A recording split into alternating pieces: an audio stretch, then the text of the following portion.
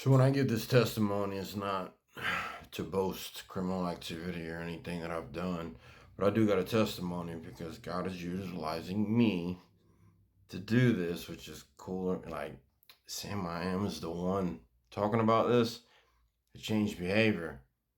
What I did got me closer to God. But let's go over something OG status. You ever been locked up, you'll see what I'm talking about. So I get locked up and I go in this dorm and I literally peacock it. Like I'm going out first night, take my shirt off, and anyone who's ever been locked up, when you see a dude just not doing like just doing push-ups, but he's doing burpees, that's a prison workout, and this dude look like a gladiator. So you know how you gotta pop that door open, you know how to come out of the basketball area. I literally let the door slam, boom, shirt all sweaty. I start smiling, but I gotta put my shirt on because you know how the depth's gonna be like, yo, you gotta put your shirt on. So the next morning before lunch, I start doing my workout in the Chico area. Like the Chicos had a TV room, but I was hitting 4 days because I ended up training a lot of people. I trained a lot of. It was a Fed pod, a lot of people going up the road, and well, the young bucks used to be like, "Yo, man, you do too much." Me being me, I'm just like, "Yo, I'm doing my thing, man."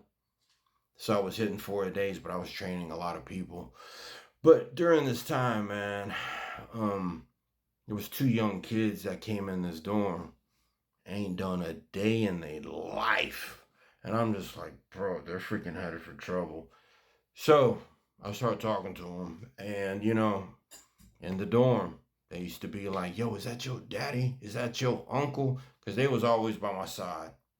I ain't got to say nothing. I'm just smiling. Young bucks ain't saying nothing. I said, just keep riding out, man. But if you going to hang out with me, we're going to go work out. So we would go work out in the basketball court. And I was doing bear crawls to lunges and to burpees and to this thing, boxers. So these young bucks had to do the same thing. But there was a bunch of Fed inmates outside.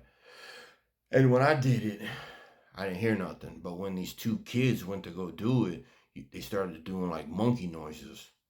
And now I go back down again because I was like, bro, they do it to me. I'm shutting it down right there. Like I'm gonna stop but when I did it, they didn't do it. But when these young bucks did it, they did it to him. And so now these young bucks are frazzled.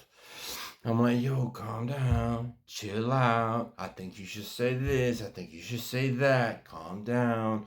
You don't. It's not like just trying to calm him down. I said, you want me to say something, bro? You want me to say something? So I literally just looked at the Chicos and I said, so not only that, we in chow hall. I started asking them about their commissary. What you got? What you got?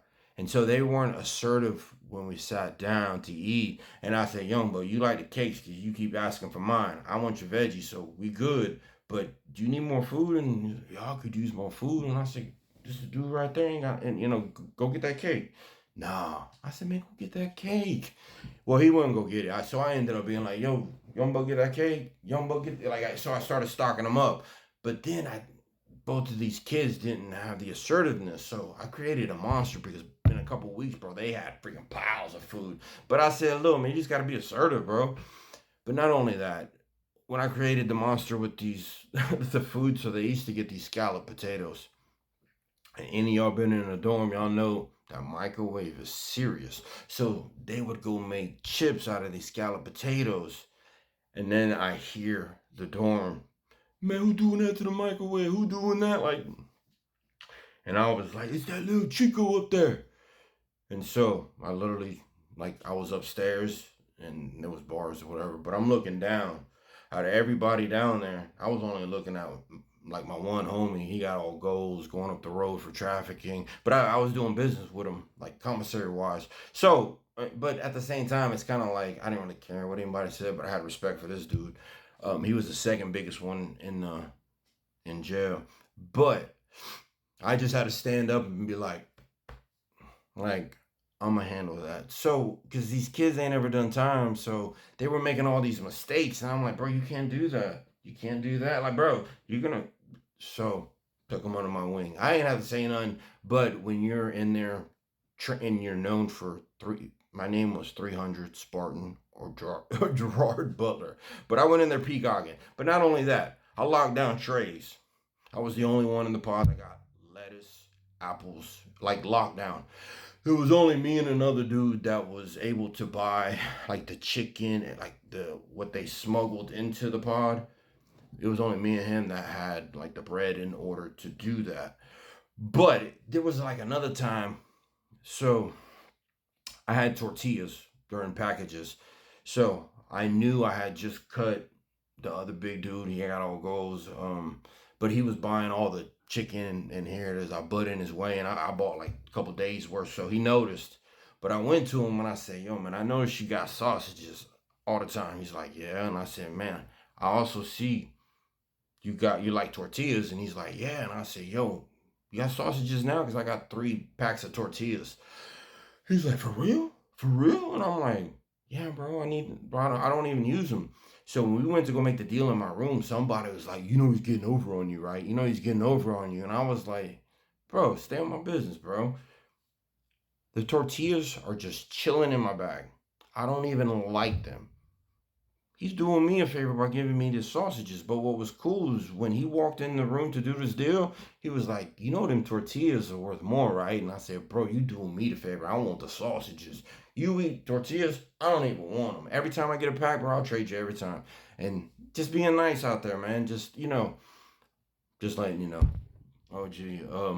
But that's how I took over. I can't say take over. Or even when I go to, when people used to, at this time, they'd be like, you know that dude Sam? Because when I got moved to the next pod, somebody was asking my roommate at the time, like, "Hey, you know Sam?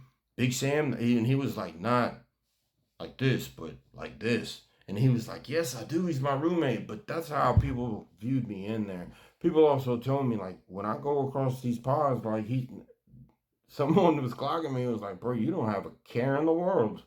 You just walking around here, nothing, chilling." And I'm just like, why be stressed out? You know what I mean? But life of a G, man. I went in the dorm, locked down the food. I ended up, and then on Super Bowl, we tried to have a party.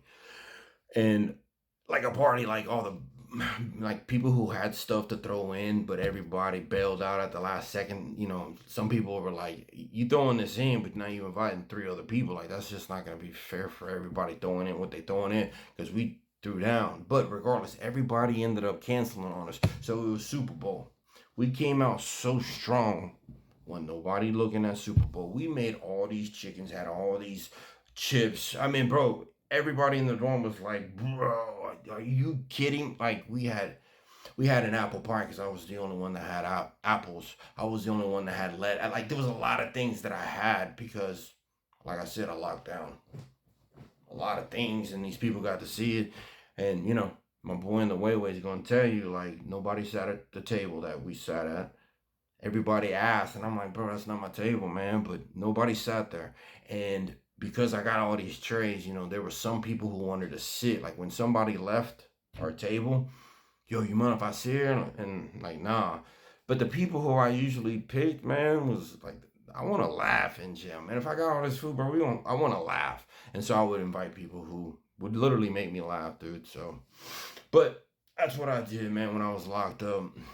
God is utilizing me to show you change is possible. Because I promise you, this is happening.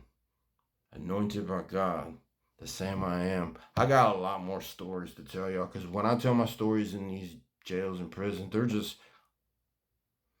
because it's something like you'll see. Stay tuned.